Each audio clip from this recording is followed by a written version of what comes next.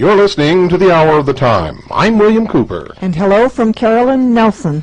I want to welcome our listening audience on satellite, North and South America, and the western side of Europe, and a lot of the islands and territories in the Pacific, also New Zealand and Australia.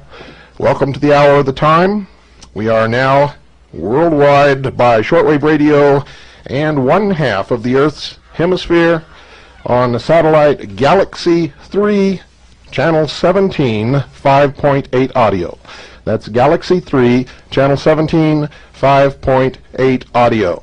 We are striking at the heart and soul of the enemy with the Hour of the Time, and it was reflected today when they paid us the greatest compliment that we could ever hope to possess.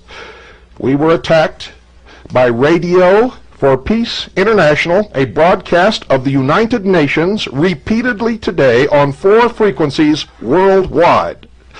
Ladies and gentlemen, I am so happy and so proud that we have hurt them so badly that they chose to lend credibility to this broadcast by publicly attacking us on a United Nations broadcast, Radio for Peace International worldwide. The socialist bloodsuckers are hurting badly.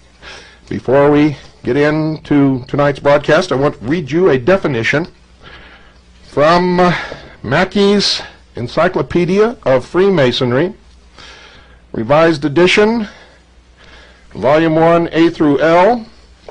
This is personally signed by Albert Mackey and was published in 1924 by the Masonic History Company, Chicago, New York, and London. Ladies and gentlemen, now, I also have Mackey's 1893 edition of his Encyclopedia of Freemasonry, in which the word Aryan is mentioned for the first time, taken out of the teachings of Helena Petrovna Blavatsky.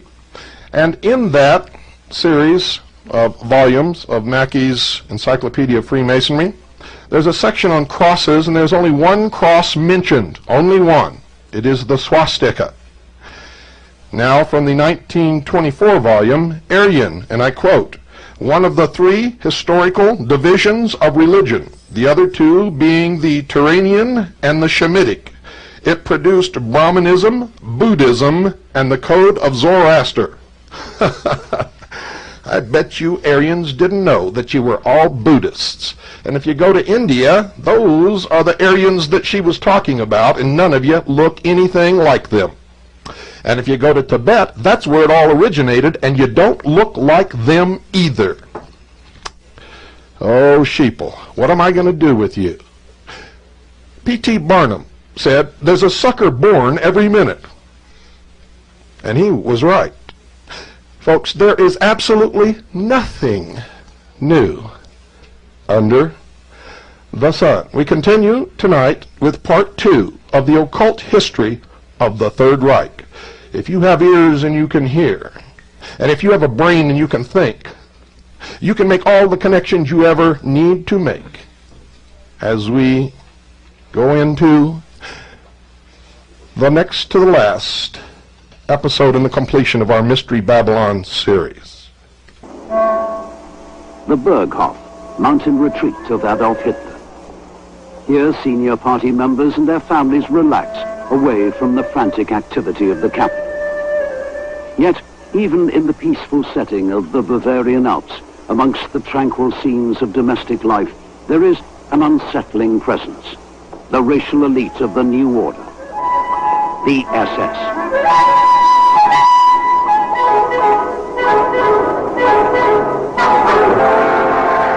How can we arrest racial decay, asks Adolf Hitler. Shall we form a select company of the truly initiated? An order, the Brotherhood of Templars around the Holy Grail of pure blood? By 1934, almost 10 years after its creation, the SS is in the process of becoming Hitler's Brotherhood of Templars. The hand-picked, disciplined, and fiercely loyal bodyguard of the Führer is being transformed into an Aryan elite. a mystical order dedicated to the creation of an empire. In the strange and terrifying doctrines of National Socialism, the Aryan is the race of the future. Providence has decreed that the Aryans will subjugate all other peoples.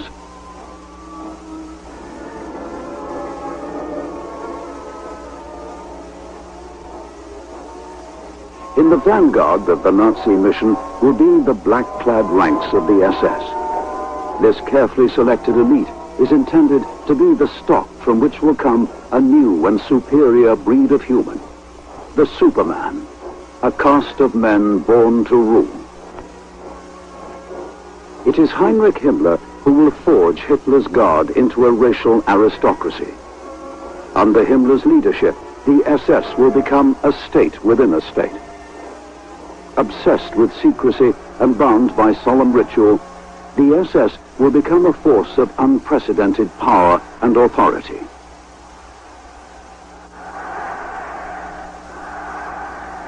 The origins of this, the most sinister of all Nazi creations, do not lie in the personal visions of Heinrich Himmler or his Führer. The roots of the SS go deeper even than National Socialism itself. By 1900, the cities of Germany and Austria had changed beyond all recognition. Millions have abandoned the poverty of peasant life to slave in the mills and foundries of the Industrial Revolution. As their populations swell with the influx of labor, elegant centers of commercial and aristocratic life become teeming industrial slums. It is in the cities that the values of the old order are challenged. Calls for democracy and socialism threaten the traditional power of the ruling elites. Established religious beliefs are undermined by science and a rising tide of materialism.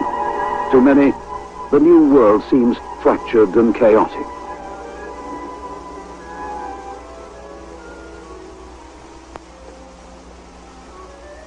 Amongst the aristocratic and educated classes in the first decade of the 20th century, the overriding mood is one of nostalgia. There is a powerful yearning for a vanished past, a past believed to have been more harmonious, orderly, and spiritual.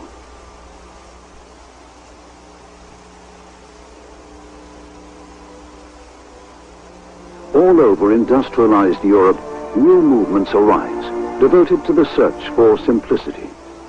In Germany, the movement calls itself Lebensreform, life reform. It is pledged to the restoration of a more natural way of living. Tens of thousands of German youth join the Wandervogel, the birds of passage. Its members share a mystical love of the German countryside and revere German folklore and ritual.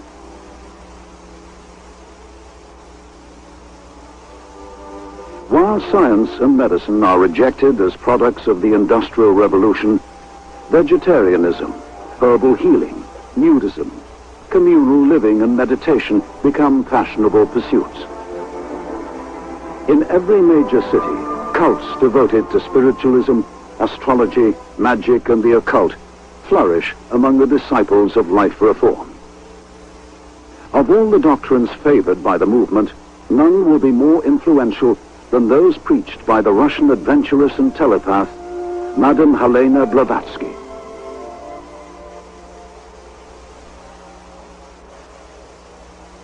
In 1888, Madame Blavatsky claimed to have traveled to Tibet and there to have been initiated into the secrets of spiritual masters she calls the hidden elect. In the doctrines of occultists, the hidden elect, or the Great White Brotherhood, are believed to be humans who, by initiation and self-denial, have risen to become adepts. They have gained powers and knowledge beyond those of ordinary mortals. In Britain, Aleister Crowley, a magician of the Hermetic Order of the Golden Dawn, claimed in 1909 to have crossed the abyss and to have returned as an adept. Madame Blavatsky did not claim to be an adept in her own right, but she did claim constant telepathic communication with her hidden masters. They had revealed to her, their chosen one, the occult history of the human race.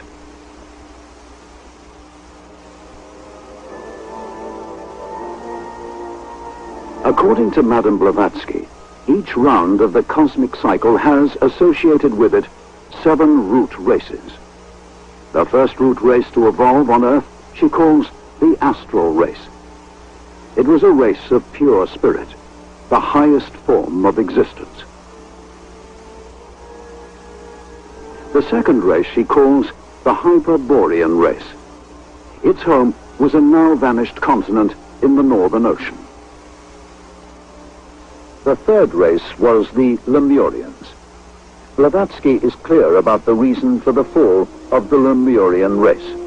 It had interbred with animals. The fourth race in the history revealed to Madame Blavatsky is the race of Atlantis. The Atlanteans had possessed psychic powers and had constructed giant cities using an energy source of mysterious origins. The Atlanteans were destroyed in a great flood. The fifth root race Madame Blavatsky sees as the race of hope. The race that had once founded the culture of ancient Greece and soon would return man to the pinnacle of spirituality.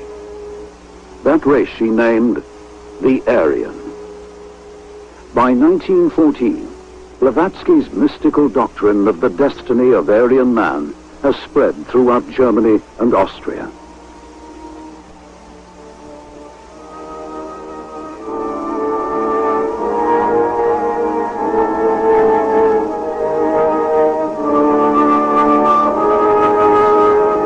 The opening days of the Great War.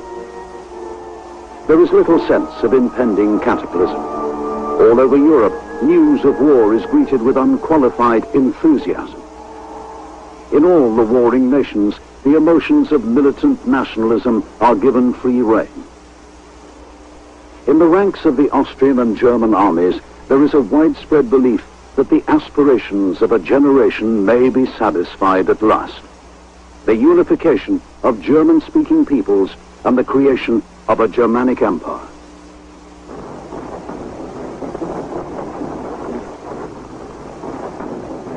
To the frontline soldiers of the imperial armies, the teachings of the Austrian clairvoyant Guido von List are an inspiration. List believes that in the Germans, more than in any other people, runs the blood of the mythical race called by Madame Blavatsky the Aryans. To List, the Great War is proof that the modern world with its materialism and its democracy is destroying itself. But out of war and destruction will come the victory of the German cause and the beginning of an Aryan millennium. List revives the prayer of the 16th century philosopher and heretic Giordano Bruno. O Jove, let the Germans realize their own strength, and they shall not be men, but gods.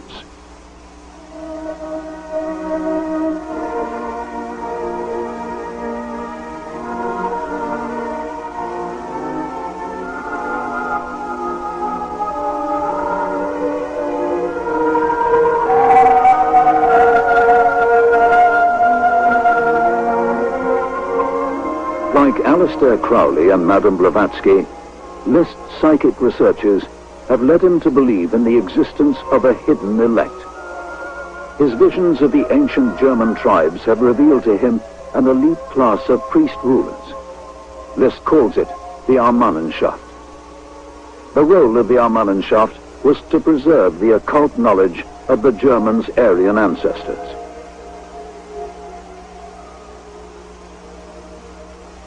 List claims that the imposition of Christianity on the Teutonic tribes and the persecution of the followers of the old religion forced the Armannenschaft to continue its traditions in secret.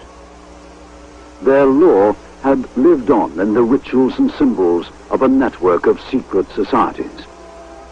The store of occult knowledge had been preserved down the centuries by Freemasons, Rosicrucians, and chivalrous orders such as the Knights Templar.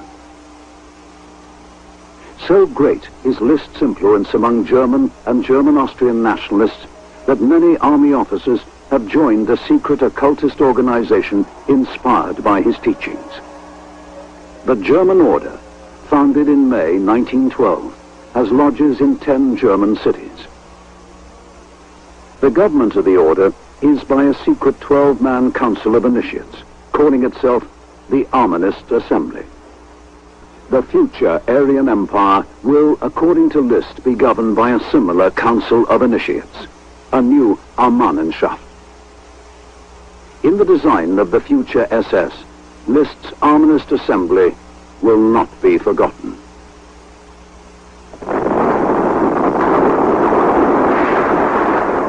List's prediction that the Great War would see the victory of Imperial Germany over its democratic and degenerate enemies will not be fulfilled.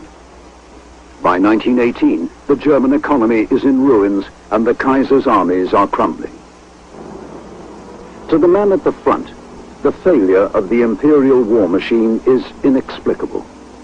In 1918, Germany had won several major battles. The Russian enemy had already collapsed. Theories of a conspiracy abound. Many believe that Germany has been betrayed from within. The blame is placed squarely on the shoulders of the traditional targets of the German nationalist movements: capitalists, Democrats, and Jews. To the followers of Guido von List, all that is valuable seems irretrievably lost. A government of unknown politicians has accepted the humiliating terms of the Versailles Treaty. Worst of all, the Kaiser and the German princes have abdicated. Germany has become a democratic republic. The abdication of the Kaiser is a stunning blow to the occultists of the German Order. Guido von List had taught that the aristocracy of Germany had been founded in ancient times by the Armanenschaft itself. In the aristocracy was to be found the purest of Aryan blood, and with it the strongest remaining traces of the Aryan psychic powers. In the aftermath of the Great War, faced with the twin threat of democracy and socialism, traditionalists eagerly embrace List's mystical belief in the German nobility. But by now, a new concept of aristocracy is in the process of development. Side by side with the teachings of List, it will become the cornerstone of Nazi ideology and the future SS. Since the mid-19th century, the evolutionary theories of Charles Darwin had challenged religious beliefs held sacred for centuries. But by the end of the Great War, many physicians, scientists, and politicians have come to see in Darwinism a formula for social and political action. Belief in the equality of man is seen as simply unscientific. The new slogan is, the survival of the fittest. In Darwin's The Descent of Man, published in 1871, he speculates on the effect of modern medicine on the future course of human evolution. With savages, the weak in body or mind are soon eliminated. We civilized men, on the other hand, do our best to check the process of elimination. Thus, the weak members of civilized society propagate their kind. This, argues Darwin, must be highly injurious to the race of man. Excepting in the case of man himself, hardly anyone is so ignorant as to allow his worst animals to breed.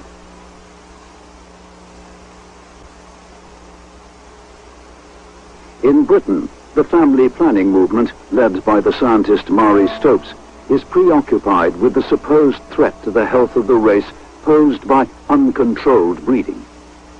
Marie Stopes' work on birth control, Wise Parenthood, first published in 1918, is dedicated to all those who wish to see our race grow in strength and beauty.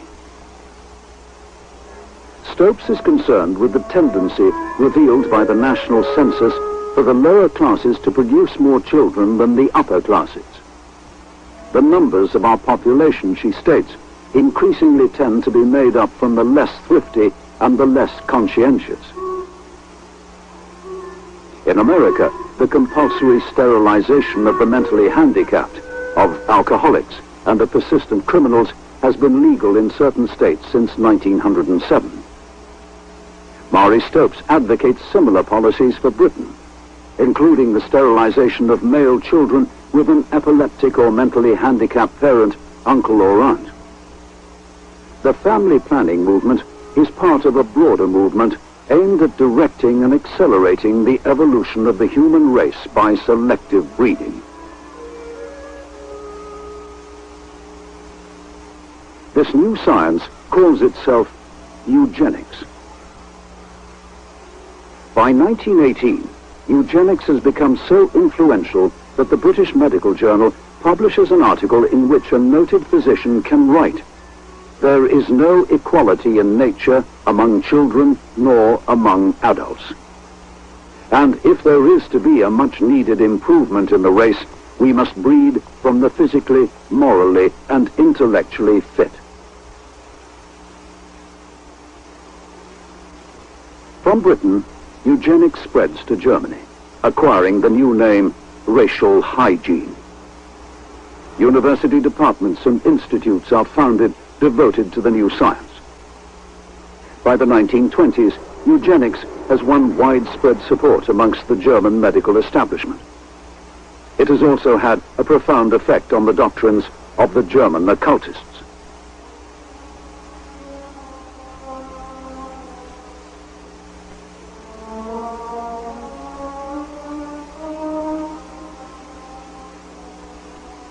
In 1919, Guido von List, a prophet of the Aryan millennium, dies in Berlin at the age of 70.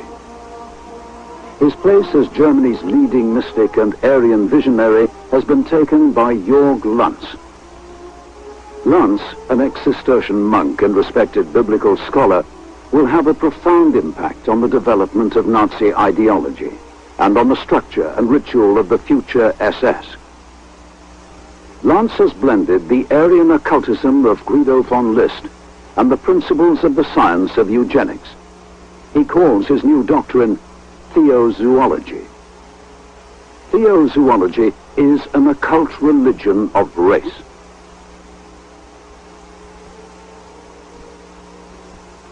Inspired by Madame Blavatsky's mystical history of racial evolution, Lanz claims that the decline of the Aryans occurred because they had committed bestiality with a subhuman species.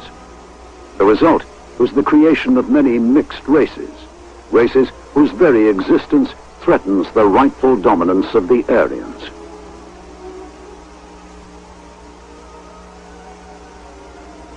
Like List, Lanz believed that the early Aryans possessed the power of telepathy. Interbreeding with racial inferiors had led to the loss of their paranormal abilities. Why do you seek a hell in the next world, Lanz asks. Is not the hell in which we live and which burns inside us sufficiently dreadful? To Lanz, the hell which burns inside is the impure blood in the veins of even the purest of Aryans.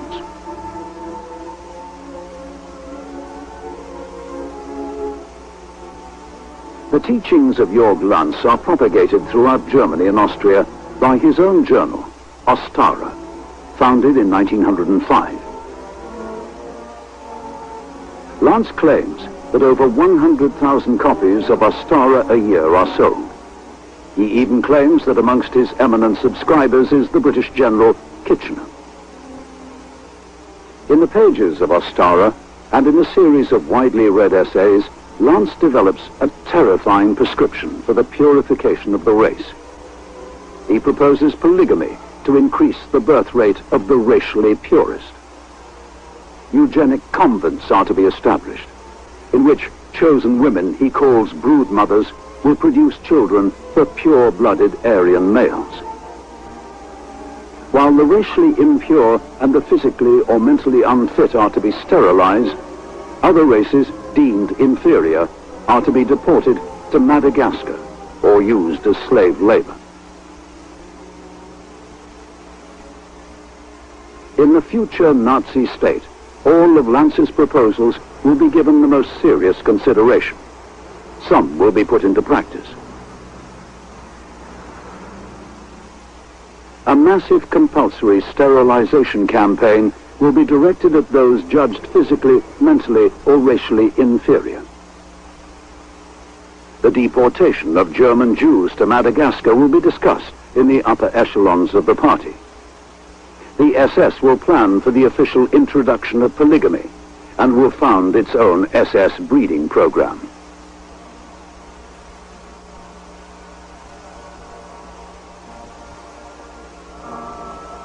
To Jörg Lanz, the legends of the Knights of the Holy Grail are more than the products of the medieval imagination.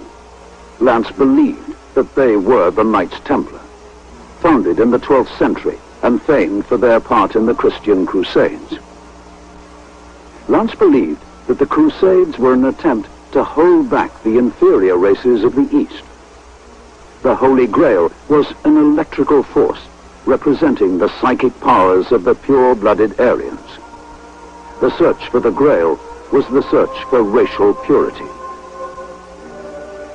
In 1907, Lanz formed an occult society dedicated to a new crusade. He called it the Order of the New Templars. In the castle of Burg-Werfenstein in Upper Austria, Lanz founded the Order's first headquarters. Other Order priories soon followed. The occult rituals of the New Templars are based on Lanz's monastic experience and his own specially composed psalms, prayers, and readings.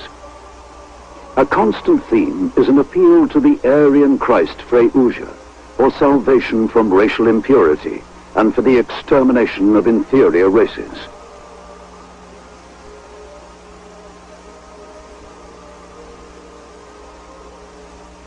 The aims of the Order are explicit: to harmonize science, art, and ethics into an occult religion, devoted to the purification of the Aryan race in all countries of the world.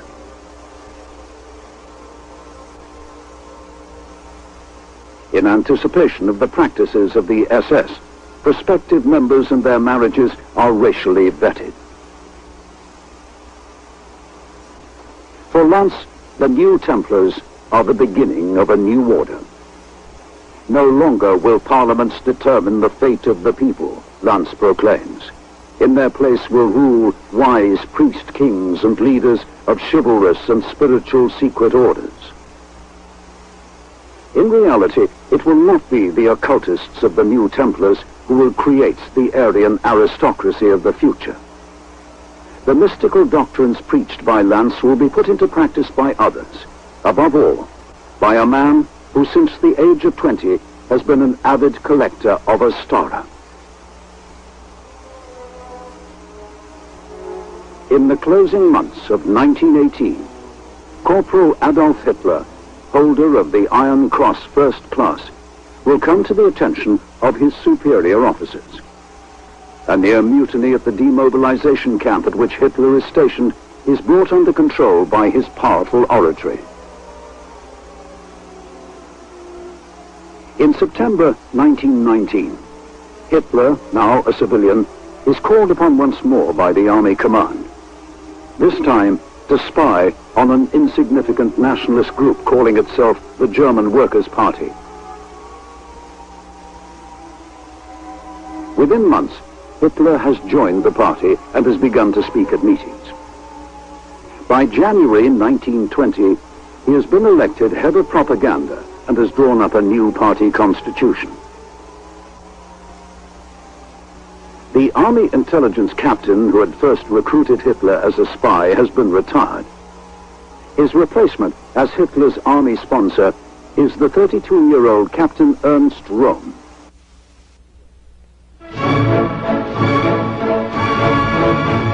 Röhm is held in high regard as a courageous frontline officer and an outstanding organizer.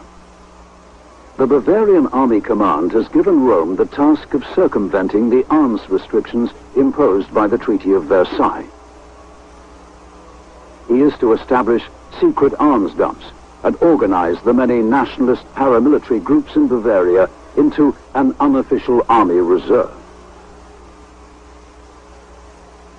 One such group of irregulars is the powerful force commanded by ex-naval captain Hermann Erhardt. The Erhardt Brigade has played a major role in combating socialist revolution in Bavaria. It is Ernst Röhm who brings together Erhardt and Adolf Hitler. Public meetings of the early Nazi Party are defended by stewards known as the Athletics and Sports Detachment. In the summer of 1921, Ernst Röhm arranges that officers of the Erhardt Brigade should become the commanders of a new party defense force, the SA Storm Detachment. To Adolf Hitler and the Nazi Party, the function of the SA is to protect party speakers and make an impressive show of force when the occasion demands. But the SA has another role. It is an unofficial part of the German army. It is trained by army officers, numbered in army mobilization plans, and controlled by Röhm and Erhardt.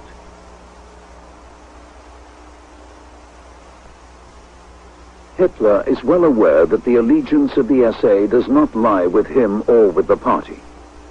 He knows that as party leader, he needs a force upon which he can rely utterly. The shock troop Hitler is the prototype for the SS.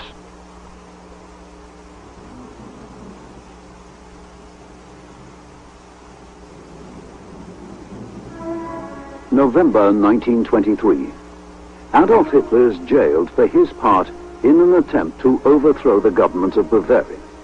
The Nazi Party and the SA are banned. Hitler's shock troop bodyguard is scattered. During his imprisonment, Hitler writes his political testament, Mein Kampf, and ponders the future of the party and of the SA. It is clear that eventually he must revive the SA, but he must also reform and strengthen his own personal guard. Hitler's requirements for his new force are clear. I told myself then that I needed a bodyguard, even a very restricted one, but made up of men ready to march against their own brothers. On December the 20th, 1924, Hitler is released from prison. He has served only 9 months of a 5-year sentence, but his trial and imprisonment have made him a national figure. 2 months after his release, Hitler formally reconstitutes the Nazi Party and reforms the SA under a new commander. Röhm and Hitler have argued and parted company. In April 1925, Hitler orders his chauffeur and ex-bodyguard Julius Schreck to form a new force for the defense of the Führer and the protection of party headquarters. It is the Schutzstaffel Protection Squad, the SS. To set themselves apart from the SA, the SS wear black caps bearing a silver death's head insignia. To the intense irritation of the SA, the SS is soon behaving as an elite. SS entry requirements are far stricter than those of the SA. SS discipline is more severe. The SS attend all party meetings but never speak. Already, its unofficial motto is, "The aristocracy keeps its mouth shut." On July the 4th, 1926, Hitler confirms the SS as his elite organization.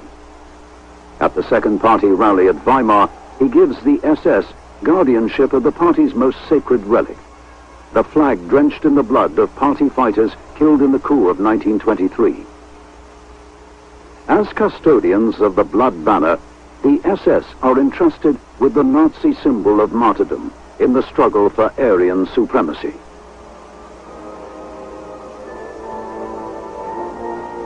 The transformation of the SS from the elite guard of the Führer into the mystical order it will eventually become will be the work of one man. He is Heinrich Himmler, the most enigmatic of all Nazi leaders.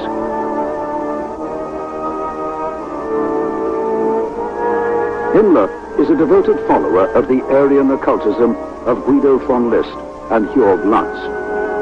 He too dreams of a Germanic empire ruled by a mystical order of the Aryan elite. He is determined that this elite should be drawn from the ranks of the SS. The Superman, the new breed of Germanic ruler, is to be created from the stock which he will select.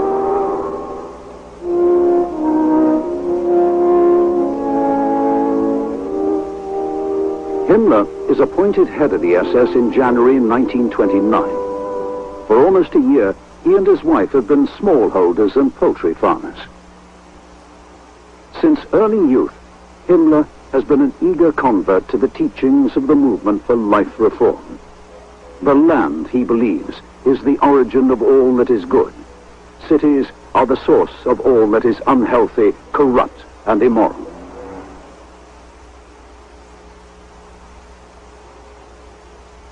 The yeoman on his own acre, writes Himmler, is the background of the German people's strength and character. Himmler has long been associated with the Ottoman League, a nationalist and anti-Slavic movement of city youth committed to life on the land and the expansion of German farming to the east. The oath of the Ottoman League is sworn by blood and soil.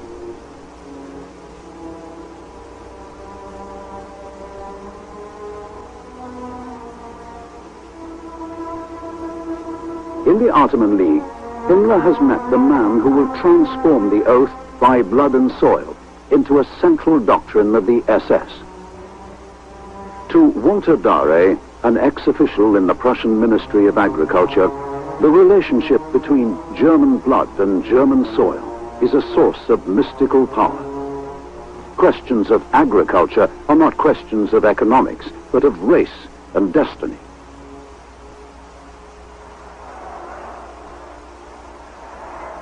In 1930, Himmler's fantasies of an Aryan future are the least of Hitler's concerns. The unity of the party and Hitler's own future as its leader are under threat. With the economic depression at its height, Germany's unemployed flood into the ranks of the SA. The stormtroopers now number 100,000 men. To the radicals of the SA, National Socialism promises the destruction of the traditional German ruling classes. In the eyes of the stormtroopers, the industrialists, army officers and aristocrats, who are the Nazi Party's most influential supporters, are no more than contemptible parasites. In protest at the political alliances which Hitler has formed, many SA commanders withdraw their men from the party's service.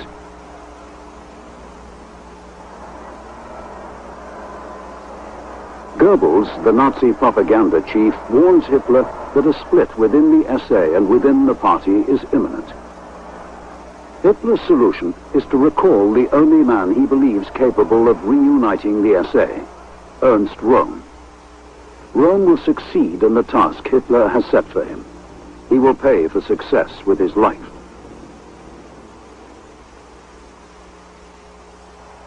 As Röhm sets about the unification and expansion of the SA, Himmler takes a different road. His strategy is not one of rapid expansion.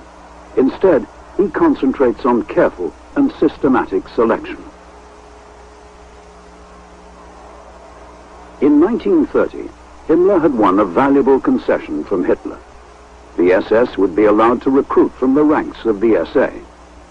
Himmler proceeds to put into practice his theories of breeding. We went about it like a nursery gardener trying to reproduce a good old strain which has been adulterated and debased. I started with a minimum height requirement. I knew that men of a certain height must somewhere possess the blood I desired. On December the 31st, 1931, Himmler establishes the SS Race and Resettlement Bureau. It is to be headed by his old friend, Walter Dare. Dare is awarded the rank of Honorary SS General.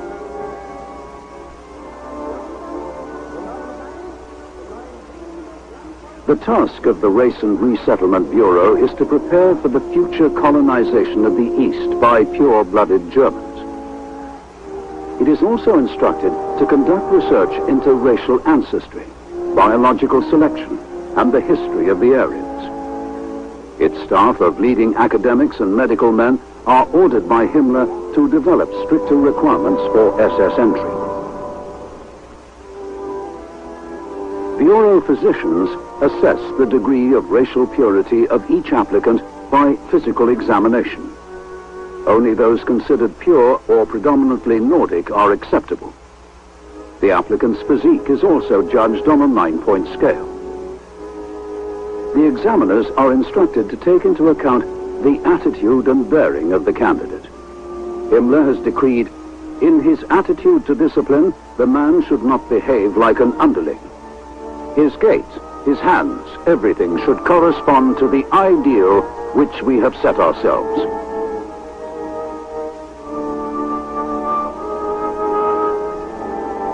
To Himmler, selection is only the first step in his plan to reclaim the Aryan blood latent in the German people.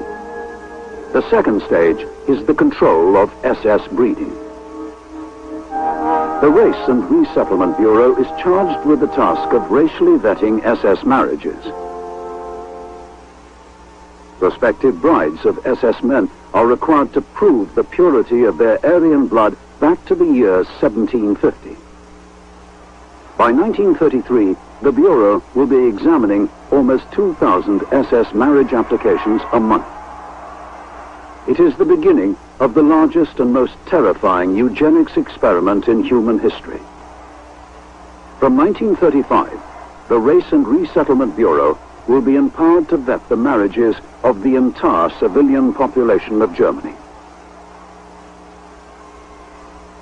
Heinrich Himmler is so confident of success that he predicts that in 120 years, the entire German people should once more be pure-blooded Aryans.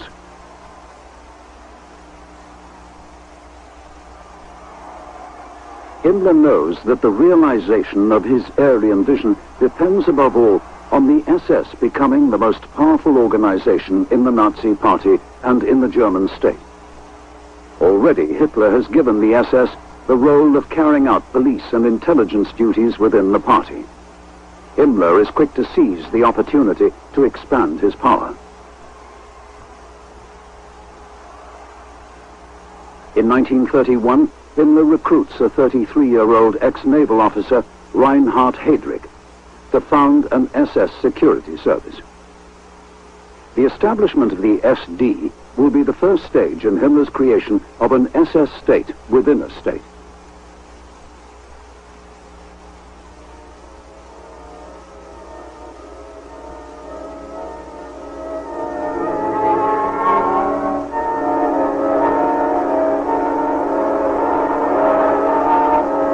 In 1932, two elections for the presidency of Germany delivered to Hitler 30% of the national vote.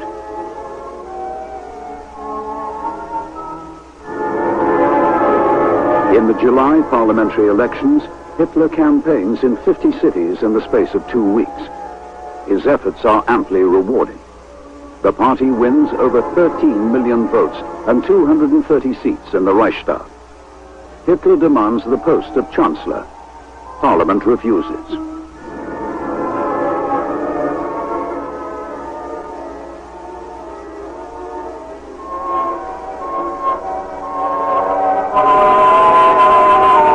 Yet another election on November the 6th sees the Nazi vote fall by 2 million. The Communists increase their vote by almost 1 million and win 100 seats. With no party having an overall majority, the Conservatives in Parliament choose an alliance with the Nazis. Hitler's price for cooperation is the Chancellorship. This time, he is not refused. In spite of his growing power within the party, Heinrich Himmler is not awarded a ministerial post in the new government. But the man Hitler calls "my loyal Heinrich" does not complain to his Führer.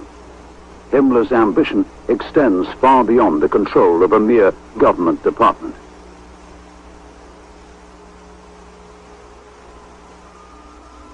During his youth, Himmler had spent 3 years as a student of agriculture. In the college fencing fraternity to which Himmler belonged, Jörg Lanz's occultist periodical Ostara was widely read. Of all the prophecies made by Lanz, one would become Himmler's obsession. On astrological grounds, Lanz foretold the invasion of Europe from the east. Himmler comes to believe that it is the destiny of the SS to repel the coming assault. The great battles he foresees will be a prelude to the final victory of the Aryans. Already, Himmler has identified the figure of German history who will become his idol and his inspiration. King Heinrich I, German king of the Saxons, had in the 10th century fought and conquered the Slavic tribes of the east. So great will Himmler's devotion to the king become that he will make an annual pilgrimage to Heinrich's tomb. He will believe himself the reincarnation of the king and the recipient of psychic messages from the spirit of the dead ruler.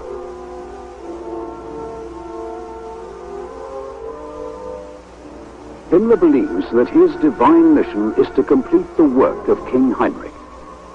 He will create from the SS a knightly order which will rule the coming Aryan Empire. But, for a time at least, Himmler's visions of the future must take second place to practical politics.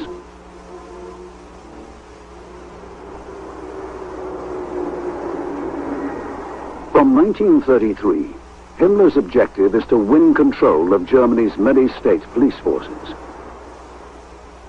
The major obstacle to his ambition is Hermann Göring. Göring is now Minister-President of Prussia and Chief of the Prussian Secret Police, the Gestapo. Göring sees himself as prime candidate for the job of Chief of a new unified German police force.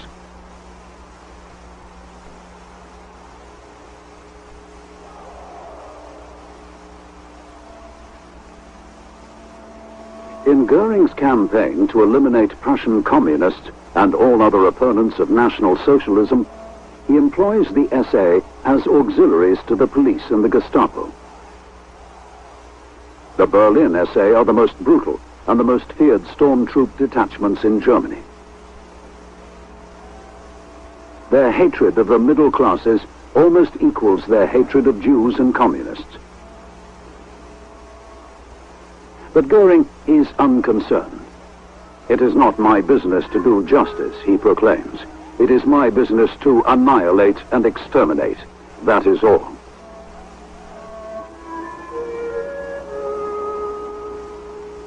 In the capital and throughout Prussia, Göring unleashes a reign of terror in which thousands are interred in SA concentration camps. The situation is fast becoming a national scandal. The party's supporters amongst the middle and upper classes are outraged. Hitler is persuaded that command of a unified German police force cannot be entrusted to Göring.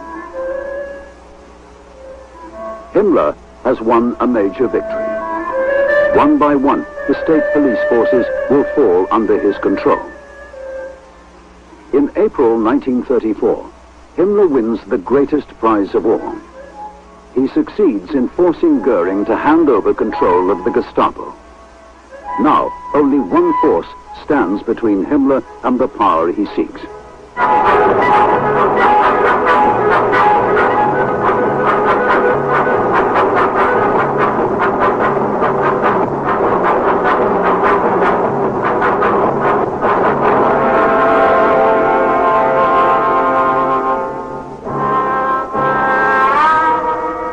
Spring 1934. Ernst Röhm, leader of the SA, conducts his own version of Hitler's flag consecration ritual. It is a sign to the 4 million strong SA of Rome's power and independence.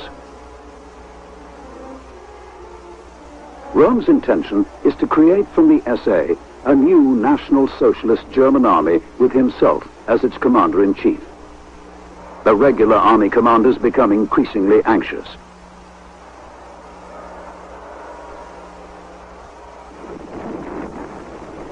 Under cover of inspecting a naval exercise, Hitler holds a secret meeting with the army generals.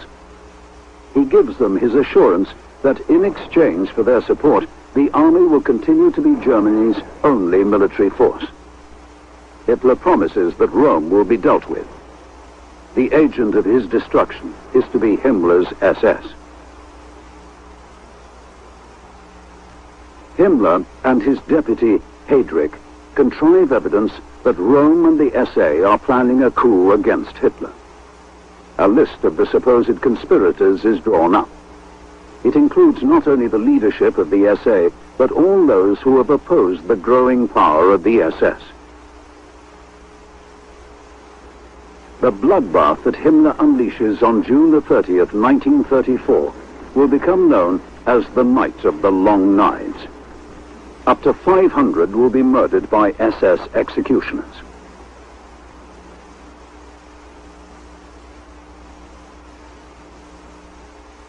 The murder of the SA leadership is greeted with relief by the German army. On the death of President Hindenburg on the 2nd of August 1934 and the confirmation of Hitler as President of Germany, the army willingly changes its oath of allegiance. Loyalty is now sworn not to the German state or to the Constitution, but to Adolf Hitler himself.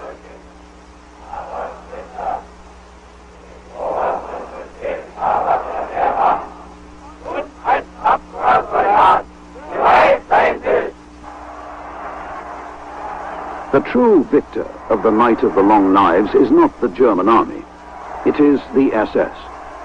On July the 20th, 1934, a grateful Führer decrees that the SS is to be an independent organization within the party. What is more, ignoring his pledge that the army is to be the Reich's only military force, he gives permission for the SS to form its own military units. In time, the Waffen, or armed SS, will number almost 1 million men.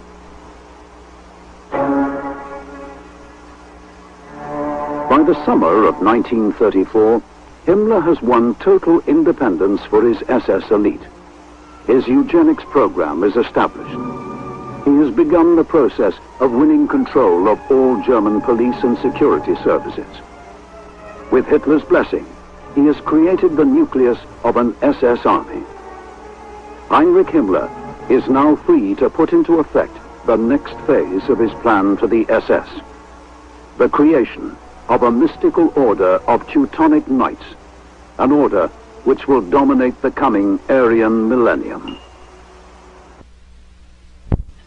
Ein Volk, ein Reich, ein Führer. One race, one government, one religion. You'd better wake up out there, for the adepts have you by the neck, and they're holding you over a tub of sheep dip, dummies. Don't miss tomorrow night's episode of The Hour of the Time. Good night, and God bless you all.